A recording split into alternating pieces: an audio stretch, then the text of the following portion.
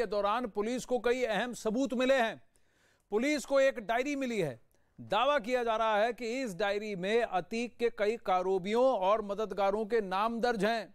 इस डायरी में 5 राज्यों में अतीक के फैले हजारों करोड़ के कारोबार की फहरिस्त भी शामिल है। पूरी लिस्ट, पूरी एंट्री की गई है।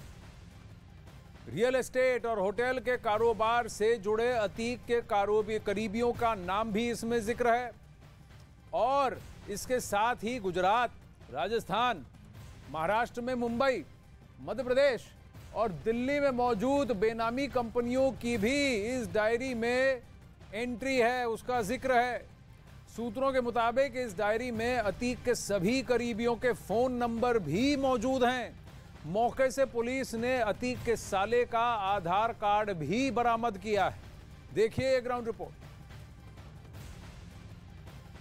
शाइस्ता परवीन की खोज में लगी प्रयागराज पुलिस को बड़ी जानकारी हासिल हुई है। दरअसल शाइस्ता परवीन के मायके यानी कि अतीक अहमद की ससुराल से इसी बक्से से प्रयागराज पुलिस ने कई डायरीज बरामद की हैं, जिनमें न सिर्फ अतीक अहमद के करीबी, उसके रियल एस्टेट कारोबारी और उसके गुर्गों के रिकॉर्ड दर्ज थे।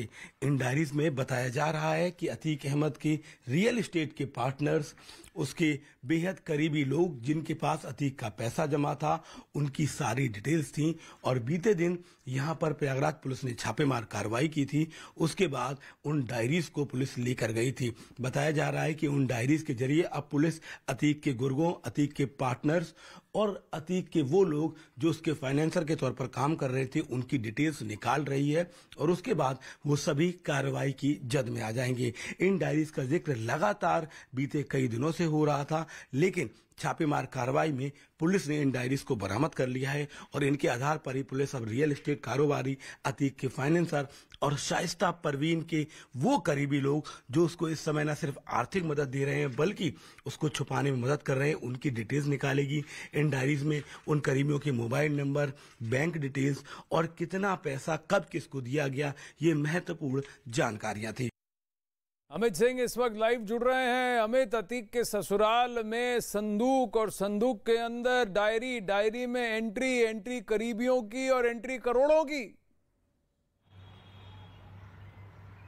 जी बिल्कुल आनंद, देखिए यूपी एसटीएफ जो है इस वक्त जो है हवाला कनेक्शन, जो अतीक अहमद का जो हवाला कनेक्शन था, अतीक अहमद के जेल जाने के बाद खुद शाइस्ता परवीन ने हवाला कनेक्शन को अपने हाथ में ले लिया था। उसी मामले में चाहे प्रयागराज की लोकल यूनिट हो या फिर यूपी एसटीएफ, वो लगातार इन्वेस्टिगेशन को आगे बढ़ा रहा है। और इसी बाबत जो प्रयागराज की लोकल यूनिट और यूपी एसटीएफ दोनों पहुंची थी अतीक अहमद के जो ससुराल है वहां पर, यानी शाइस्ता परवीन के मायके में पहुंची थी और वहां से ये डायरी बरामद की गई है। और इस डायरी में जो उसका काले साम्राज्य की कमाई थी, जिस पर हम लगातार बातचीत कर रहे हैं आनंद, लगातार अपने दर्शकों को अपडेट कराते हैं, उसके खास तौर से जो हम लगातार बता रहे थे कि रियल एस्टेट से जुड़े हुए जो उसके कारोबार है, जहां पर उसके काले साम्राज्य की कमाई लगाई जाती थी, हवाला का कनेक्शन था, वो उससे जुड़े हुए कई नाम उजागर हुए हैं। और वहां से जो शाइस्ता परवीन के जो भाई हैं उसके आधार कार्ड भी मिला है। तो बहुत कुछ साफ होता है।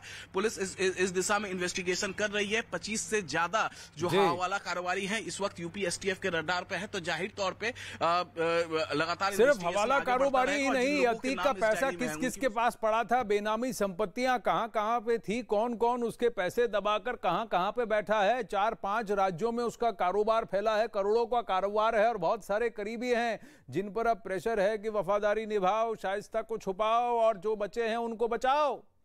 खबर यह है कि अतीक का बेटा असद, वो शुरू से ही डॉन और बड़ा गैंगस्टर बनना चाहता था।